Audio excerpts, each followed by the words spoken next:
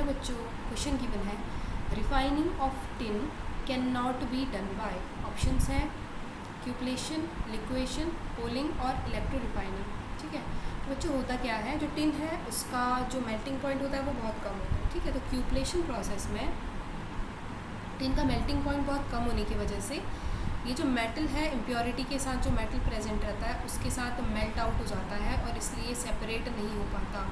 तो क्यूपलेशन प्रोसेस में टिन के लो मेल्टिंग पॉइंट होने की वजह से मेटल्स के साथ इम्प्योरिटी विद मेटल्स के साथ ये मिक्स करता है, इस वजह से सेपरेशन पॉसिबल नहीं है। तो इसका मतलब ये बोल रहा है tin can not be done. ठीक है, तो रिफाइनिंग नहीं हो पाएगी, तो ये ऑप्शन हमारा करेक्ट आ जाएगा। ठीक है, tin has low melting point so can not be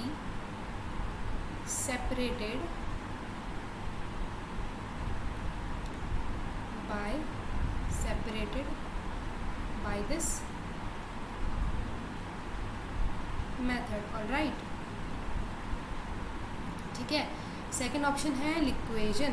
तो बच्चों लिक्वेशन में क्या होता है, जो इम्प्योरिटी होती है उसका जो मेल्टिंग पॉइंट होता है कंपैरेटिवली ज़्यादा लिया जाता है। ठीक है, तो जो प्योर फॉर्म होती है वो सेपरेट आउट हो जाती है। ठीक है, हम बी ऑप्शन डिस्कस कर रहे हैं। लिक्वेशन में the pure form separates out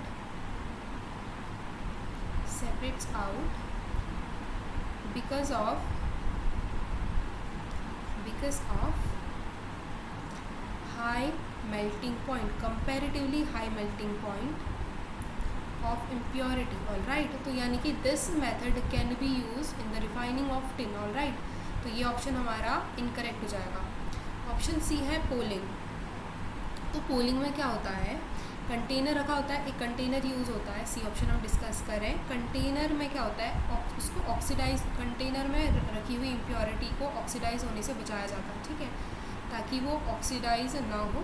तो जैसे उसमें एयर आती है, जैसे ऑक्सीडेशन प्रोसेस होती है, कोक इन्वॉल्व होती है, मिक्सचर में कोक डाला जाता है।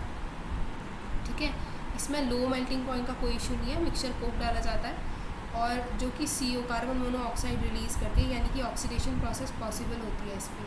ठीक है, तो यानी कि कंटेनर में प्रोसेस होती है लेस अमाउंट ऑफ ऑक्सीजन के प्रेजेंस में, फिर भी ऑक्सीडेशन पॉसिबल होता है, यानी कि ये ऑक्सीडेशन हो रहा है, CO फॉर्म हो रही है और मेल्टिंग पॉइंट बॉइलिंग पॉइंट से इसका कोई लेना देना नहीं है। ठीक है, तो ये प्रोसेस भी सेपरेशन के लिए यूज़ होती है। तो this is used for refining.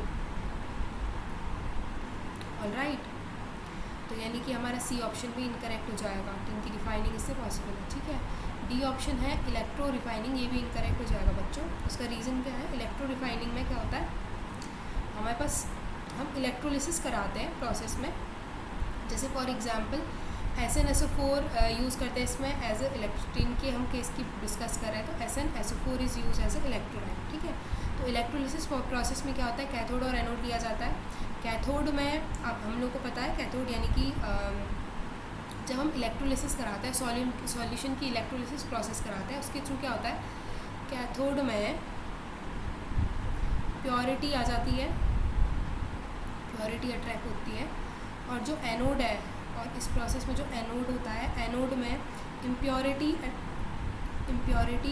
Add हो जाती है। ठीक है,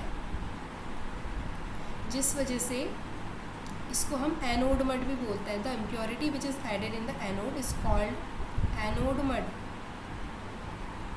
ठीक है, तो यानी कि इम्प्योरिटी और प्योरिटी को सेपरेट करने की अच्छी टेक्निक है। This is also use in the refining of tin as well. तो ये भी इनकरेक्ट हो जाएगा। हमारा आंसर है option A. I hope you understood well. Thank you बच्चों।